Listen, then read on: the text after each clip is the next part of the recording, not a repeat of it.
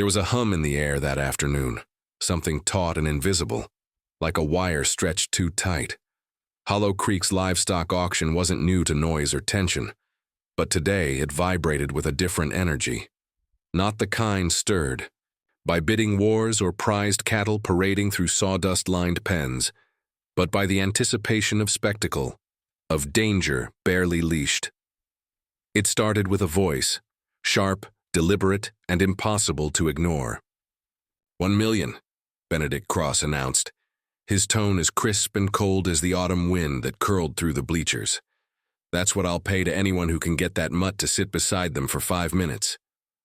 A hush fell over the crowd. Ranchers paused mid-sip of black coffee.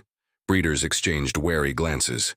The curious townsfolk, who had trickled in with stories of a feral German shepherd too wild to handle, shifted on their benches and turned toward the rusted kennel at the arena's edge. There, the dog waited. Muscles knotted beneath a patchy coat, eyes burning with something ancient and brittle. Ghost. That's what they called him, though most never dared say the name aloud. His growl was low, ceaseless, vibrating through the gravel beneath his paws. Each bark was a crack of thunder, his teeth a warning forged from pain, not power. He paced like something caged too long, not angry, not afraid, just done. And still, Benedict Cross stood smiling in his tailored jacket, untouched by the unease that rippled through the crowd. The billionaire didn't need validation. He didn't expect failure. His fortune had always bent the world to his will. Handlers, men with arms scarred from rodeo bulls and mustangs, approached the kennel with reinforced gloves and looped poles. The gate creaked open. Ghost lunged, the rope yanked taut, biting into the post buried deep in the dirt. No one moved closer, not the handlers, not the self-proclaimed trainers who had come sniffing for contracts. Even the auctioneer hesitated. His practiced voice caught somewhere between a laugh and a prayer. And then, from the edge of the crowd, someone moved. She was easy to miss at first. 12 years old, all elbows and silence, her hoodie sleeves pushed past pale wrists, her sneakers quiet on the dirt. Willow Hayes didn't belong here, not really. She knew it, and so did her grandmother, Miriam, who had only brought her because no one else was home. But Willow had seen the dog. Not just looked, seen. She didn't flinch when he growled, didn't back away when people whispered that she was crazy. She reached into her pocket and pulled out something small and worn, a harmonica. The initials E.H. faintly etched along. The side, her mother's. She raised it to her lips and played, not a song, not exactly. Just a string of breath and memory. A sound older than fear. Ghost stopped. He didn't sit right away. He didn't obey. But he paused. His ears twitched. His growl faded to silence. And then, slowly, like mist settling over a field, he sat beside. No one spoke. No one dared. Because in that moment, what they saw wasn't a girl calming a beast. It was something rarer. Something nearly forgotten. It was trust.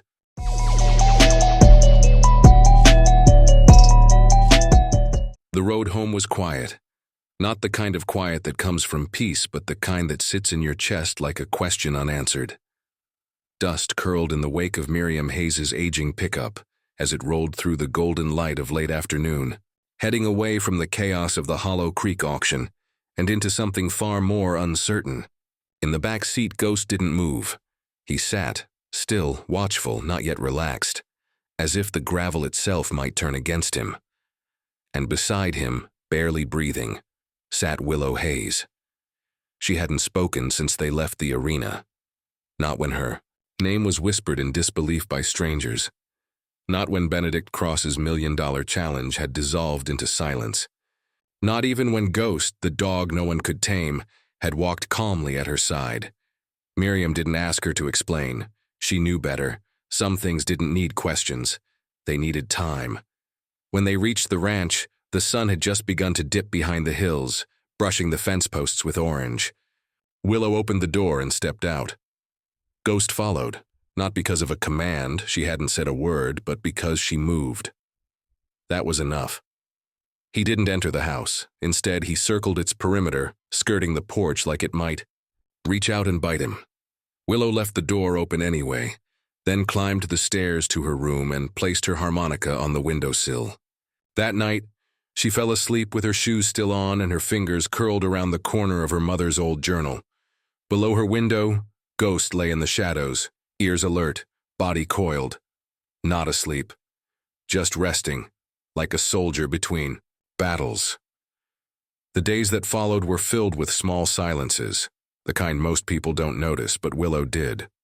Ghost didn't bark, he didn't growl, but he didn't eat from a bowl unless no one was watching. He didn't drink if the Guiabi faucet made a noise. The metallic clink of a spoon dropped on the kitchen tile sent him scuttling beneath the porch, where he'd stay until dusk. Doors made him flinch. Raised voices made him shake. A loop of rope, even hung innocently on a barn hook, made him freeze, as though the air had turned to stone. Miriam tried not to intervene, but it was hard to watch. She'd seen plenty of broken animals in her lifetime, but this was something different.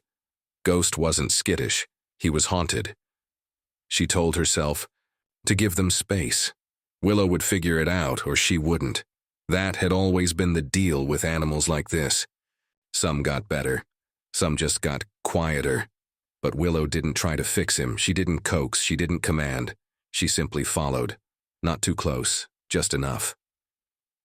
She spent her afternoons sitting under the cottonwood tree where Ghost liked to hover. She brought her mother's journal, worn soft with time, its pages filled with notes, drawings, half-formed thoughts about animal behavior and the strange, quiet ways trust could take root. She read aloud, not for Ghost but for herself, or maybe for both. Her voice was soft, a thread pulled from memory. She didn't look at him while she read, didn't ask him to come closer. Just let the words hang between them like smoke. Force doesn't create understanding. It creates silence, and silence isn't the same as peace. Each day, Ghost stayed a little longer. Not beside her, never beside her, but not far.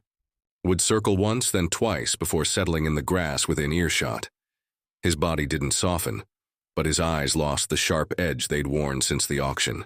And sometimes, just for a breath, he would blink slowly, the way Willow had once seen frightened horses do when they began to believe the world might not hurt them again. It was Dr. Clara Monroe who gave shape to what they were seeing. She arrived, that first week in her old truck, the one with the dented side door and the squeaky brakes. She didn't carry a medical bag or even approach Ghost. Instead, she sat on the porch steps, sipping weak tea and talking to Miriam about winterizing the barn, the feed shortage upstate, and the quiet ways animals carried pain like shadows. She didn't mention Ghost, didn't need to. On her second visit, she left a trail of liver treats near the paddock and hummed an old folk tune as she turned her back. On the third, she sat 10 feet away from Ghost and read aloud from a veterinary manual, her voice a steady hum beneath the breeze. By the fourth, Ghost let her place one hand on his side, just long enough to feel the ridges of scar tissue beneath his fur. "This isn't just trauma," she said to Miriam that day, eyes scanning the fields beyond. "It's programming. Layered, intentional. Someone trained him to respond to fear, and not just once, over and over, until fear was the only language he knew." That night, Willow returned to the journal. She turned to the back, where her mother had once scribbled quick entries from a conference in Colorado. The ink was faded, the paper brittle, but the words rang out like a bell. Obedience rooted in fear is a cage, not a connection. The moment you stop scaring them, they stop listening, but only because they never really heard you to begin with. She traced the line with her thumb. Outside, Ghost rested under the cottonwood again. He hadn't eaten all day, but he hadn't run either. That was something. Miriam watched from the kitchen window, her mug growing cold in her hands.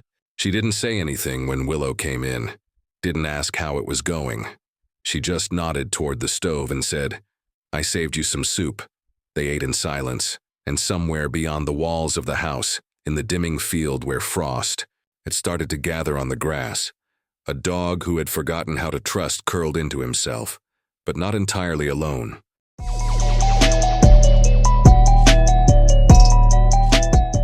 The banners rippled in the wind, bright splashes of red and gold snapping above the packed bleachers of the Sage Valley Autumn Fair. Children clutched caramel apples, ranchers leaned on fences, and somewhere in the air was the unmistakable smell of hay, kettle corn, and anticipation. This wasn't just a county fair, not today, not with what had been promised. Benedict Cross's name still echoed from the loudspeakers, a voice smooth with polished arrogance. No sentiment, just technique, control over chaos. That's what the flyers said. His dogs were the stars of the show. But before Cross could take the ring, another name had started to ripple through the crowd. A name spoken in quiet awe. Willow Hayes. She didn't arrive with fanfare.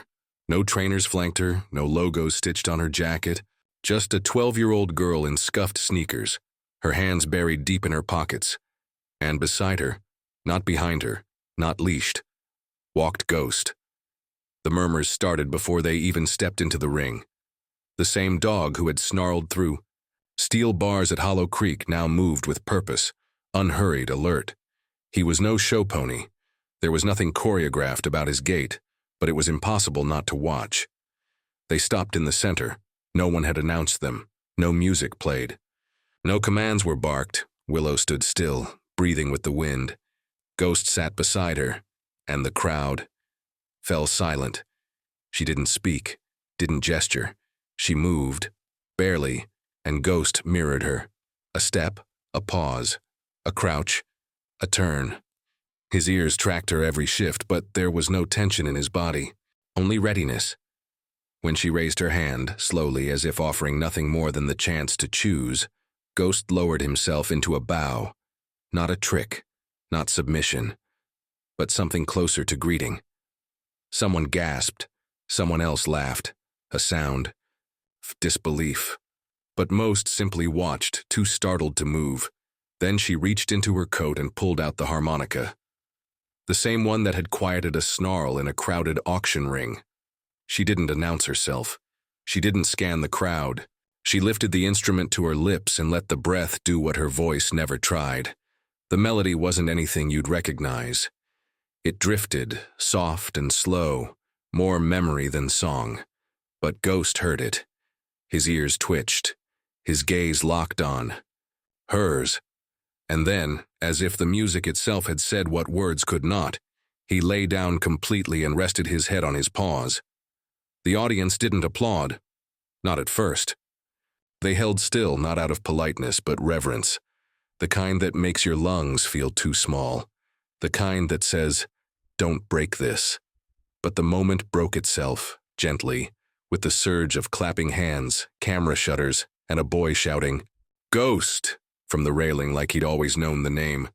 Willow turned, ready to leave, the moment already complete, but the loudspeaker crackled again, and a new voice, familiar, smug, split the air. Well, wasn't that touching? It sneered. "Let's welcome our headline sponsor, Mr. Benedict Cross."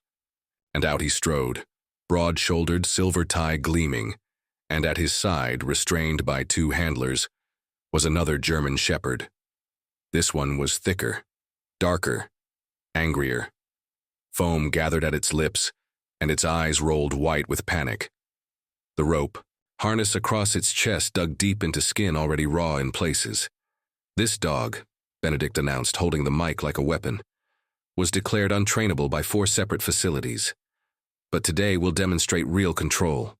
No lullabies. No magic, just discipline. The handlers advanced, armed with batons, noise clickers, shock collar remotes clipped to their belts like trophies. The dog thrashed, barking in blind, guttural fear. Ghost rose, not fast, not tense, just deliberate. He took a step forward. Willow didn't move, didn't speak. Ghost took another step, and another, across the arena, through the dust and the noise. He walked toward the wild-eyed dog, not with challenge, not with caution, but with presence. The handlers hesitated. The crowd grew louder, but Ghost didn't stop. He stopped only when he was just feet away, sat down, waited. The other dog froze. No bark, no lunge. Ghost lay down, his body language soft, unthreatening, patient, and slowly, like a wave pulling back from the shore, the second dog lowered himself too. He didn't know why. He just did. Willow moved only then. She walked to the edge of the ring, pulled out the harmonica once more, and let its song return to the wind. The other dog turned toward her, watched. Stillness spread like light, across the arena, across the crowd, and when the second dog pressed his body against Ghost's side, the applause returned, not polite this time, not tentative. It roared. Benedict Cross stood frozen. His handlers looked to him for instruction, but none came. His plan had collapsed not in confrontation, but in quiet, and he had no weapon for that. The sheriff stepped forward, his face unreadable, as Cross turned and stalked off the field, microphone swinging useless at his side. Willow didn't celebrate. She walked to the center of the ring and sat beside Ghost, laying one hand gently on his back. The other dog, still unnamed, still scared, took a hesitant step closer, then another, and then pressed his head against her knee. No commands. No spectacle. Just breath and presence and listening. And from that moment on, no one, not even Benedict Cross, could deny it. Something had shifted.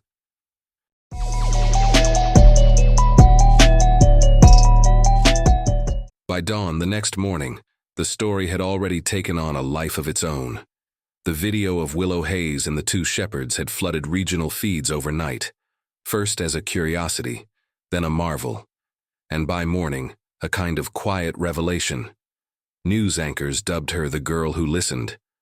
Comment sections overflowed with disbelief, with awe, with tears from strangers who didn't quite know why they were crying. The harmonica melody, grainy from a phone recording, had been looped thousands of times. People didn't just watch, they watched it again. But back at the Hayes Ranch, none of it mattered. Not to Willow, not to Ghost. Not to the newly arrived shepherd who now slept lightly beneath the cottonwood tree, muscles twitching in uneasy dreams.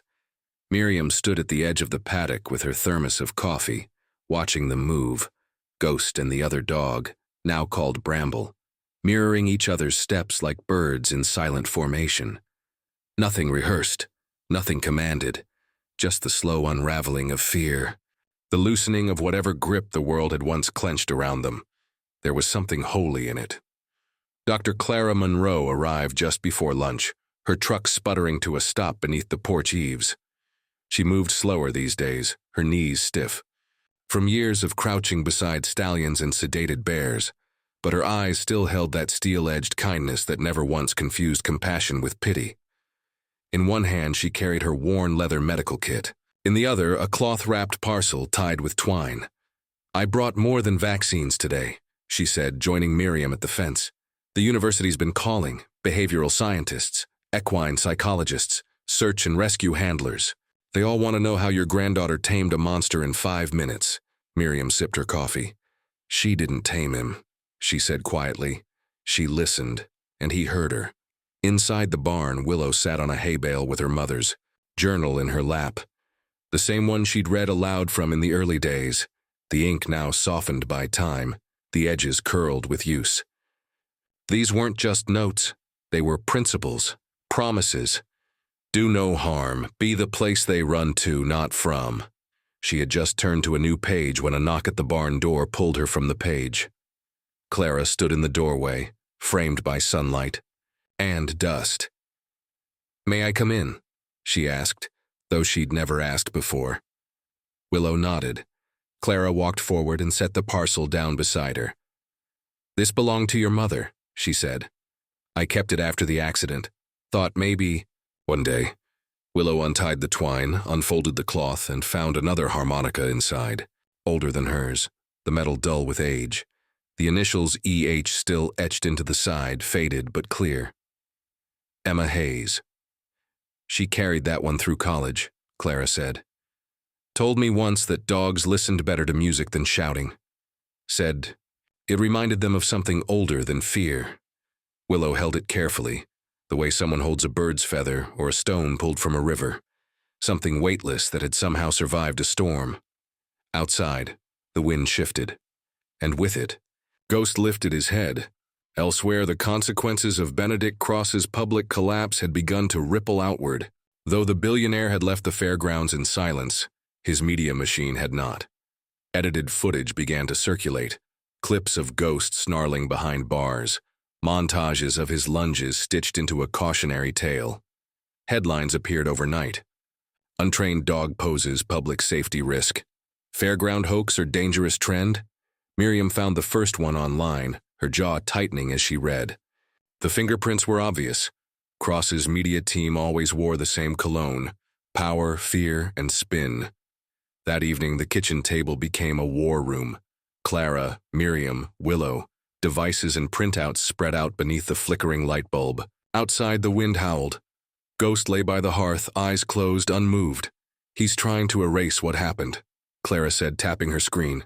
"If he spins it fast enough, people will forget what they saw." "He's scared," Miriam said simply, stirring her tea. "That girl did in 5 minutes what his men couldn't do in 5 years. Willow looked up, her voice a whisper. "Then we'll show them again." No one questioned her, because they all knew. It wasn't a one-time thing, it wasn't magic. It was the start of something real. In the days that followed, the ranch changed, not just because of the cameras that arrived, or the journalists, or the letters, but because of the dogs. They came in horse trailers, minivans, animal control vans, shepherds labeled aggressive, collies deemed reactive, cattle dogs surrendered after biting, all with paperwork and histories and warning labels. None came with trust. But Ghost met each of them the same way he had met Bramble, with presence, no dominance, no correction, just quiet, just being there. Some dogs flinched, some snarled, some cowered so hard they left claw marks in the barn floor. But Ghost didn't flinch. He didn't correct. He waited, and Willow waited too. By the end of the week, even the journalists grew quiet during interviews. They didn't fully understand what they were seeing, but they knew it was real. And once seen, change can't be unseen. Offers arrived, partnerships, research studies, sponsorship deals. Willow turned them all down, because this wasn't about headlines. It was about the promise in her mother's writing, about being the place the world forgot how to be. The sanctuary didn't begin with blueprints. It began with hay bales repurposed as bedding, with borrowed fence posts, with volunteers who once doubted but now believed. It grew without fanfare, without announcement, just a slow unfolding. Like healing, Ghost became the cornerstone. Not a mascot, not a pet, a presence. He moved through the paddocks like fog, not leading, not following, just present. And in his wake, other dogs began to breathe again. And Bramble watched from a distance for days, still hesitant, still fractured. He wouldn't approach Willow, wouldn't take food from her hand. He flinched at laughter, at wind, at the movement of his own shadow. But Willow didn't reach for him, didn't whisper or kneel or try. She waited, until one afternoon, as the sky burned gold behind the ridge, Bramble crossed the paddock. No noise, no announcement. He lay beside her, and stayed. Ghost joined them soon after.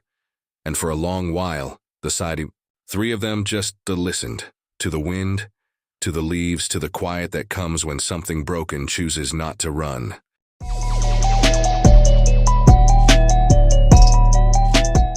The snow had long since melted into soil, and with spring, Sage Valley had turned green again. Wild mustard bloomed along the fence lines. The creek whispered with meltwater, weaving silver threads across the pasture like a forgotten song returning. Memory. On the highest ridge overlooking all of it stood the sanctuary. No grand archway, no neon signs, just a wooden gate, hand-carved, bearing a plaque that read, "In honor of Emma Hayes." She listened first. Below it, a second line etched smaller, "And to those who still carry her voice." The sanctuary unfolded behind it like a memory, restored. Fenced pastures, open barns, training rings softened with mulch, a modest library lined with journals and notes, most in Emma's hand. Kennels, but not for confinement, designed for calm. Each structure spoke the same language: safety, Willow. Walk those paths every morning, not like a child pretending, not like someone preserving a legacy, like someone who had found her own. She didn't carry her mother's journal anymore. The words lived in her now, in the way she moved, in the way she crouched beside new arrivals, in the way she waited without asking, in how she breathed with them until they remembered they could breathe on their own. Ghost was always nearby, no longer her shadow in fear. He had grown into something else, still, steady, known. The others watched him. New dogs, eyes, rimmed with uncertainty, tracked his movements. He didn't greet them, didn't posture. He simply approached with a low gaze and a slow breath, and something in them softened. It was Ghost, not Willow, who taught them. You're safe here, and they believed him. Clara Monroe visited every Tuesday. Now, sometimes she brought students, young vets in pressed coats and nervous hands. They sat in the grass, notebooks in their laps, while Willow spoke. Never from a podium, never standing above. She sat among the dogs, one hand usually resting on Ghost's back. She told stories, not theories. Showed them how to see the tremble in a rib cage, how to wait for permission in a glance, how trauma hides in stillness, in silence, and how listening was often louder than speaking. She told them about Bramble's first tail wag, about the old bloodhound who took a week to eat from her hand, about the cattle dog who flinched at eye contact until Ghost lay down beside him and closed his eyes, and they listened.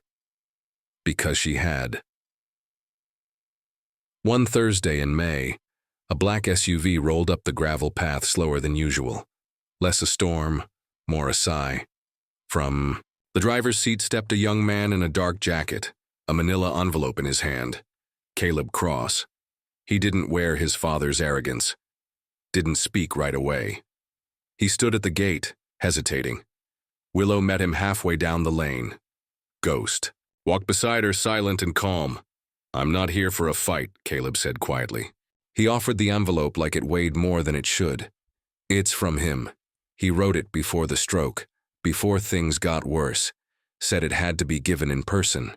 Willow accepted it without a word. She opened it later, alone in the barn loft where her mother used to sit during storms. The letter was shaky in its penmanship but clear in its voice. Willow, by the time you read this, you will have done more than I ever allowed myself to believe was possible. I knew your mother was right long before I said it, but pride is a dangerous thing. I built too much of myself on being the man who knew better. She saw animals the way most people never see each other.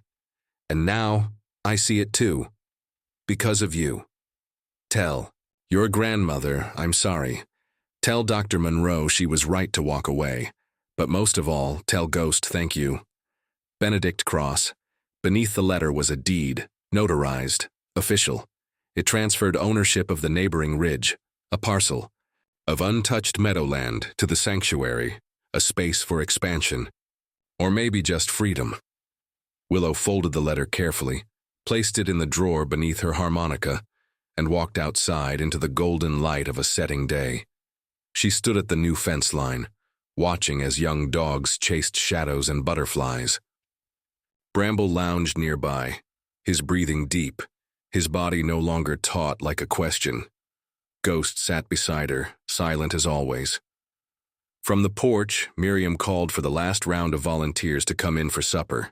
Her voice carried with the steadiness of someone who had once doubted, and now believed. Willow slipped a hand into her pocket, fingers brushing against the old harmonica, her mother's. She hadn't played it publicly since the fair, though. Ghost still stirred at its sound. Tonight she raised it to her lips, not for show, for remembrance. The notes rose, gentle and thin, catching the air like smoke. A lullaby not of sorrow but of survival. Of a dog's second chance. Of a girl who waited long enough to hear what no one else had. When she lowered it, Ghost pressed his shoulder into her leg. Not for comfort. For communion. I never made you change, she whispered. I just stayed long enough to hear what you needed. Behind them, the sanctuary lights glowed. The hills turned gold. And the place they had built, out of silence, out of stillness, out of listening, stood quiet. Open and ready.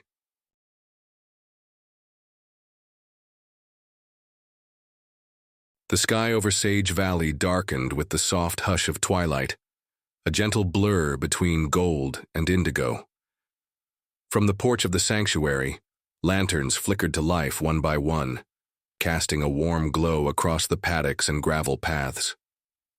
Somewhere, near the kennels, a young hound barked once, sharp and clear, then quieted, soothed by the presence of something older, something steady. Ghost. He still moved like a whisper through the sanctuary, never in a rush, never needing to be seen. But when a new dog arrived, shaking, silent, waiting to bolt, it was Ghost they noticed first. He never greeted them, never challenged. He simply stood nearby, close enough to be known, far enough to offer choice. And still, every morning, Willow walked the length of the fields with him. No leash, no commands, just rhythm. Just trust. They passed the training circles where students now gathered weekly, where Clara Monroe guided future vets not only in medicine, but in meaning. They passed the fence line where the newer rescues ran, fewer now with trembling limbs, more with lifted tails and eyes that no longer scanned every shadow. Some dogs would never be fully tame, but they were no longer afraid. Inside the library, Emma Hayes's journals remained open, not in glass cases, not locked in archives, but worn and dog-eared, studied by volunteers and visitors alike. Not because they offered answers, but because they gave permission. To listen first, to stay longer, to believe healing comes not in force, but in presence. At night, Willow still kept the harmonica close. She didn't play it often, not because she had forgotten, but because she had learned. Some music lives better in silence. But sometimes, when the wind was just right and the stars stretched wide above the valley, she lifted it to her lips and let a few quiet notes rise. Ghost always came when he heard it, and lately so did others, not just dogs, children from town. A boy who hadn't spoken since his father left. A girl who flinched at doorways. They came not for therapy, not for answers, but because somehow they felt safe here, under the cottonwoods, beside the kennels, in the quiet. And Willow welcomed them the same way she had welcomed Ghost.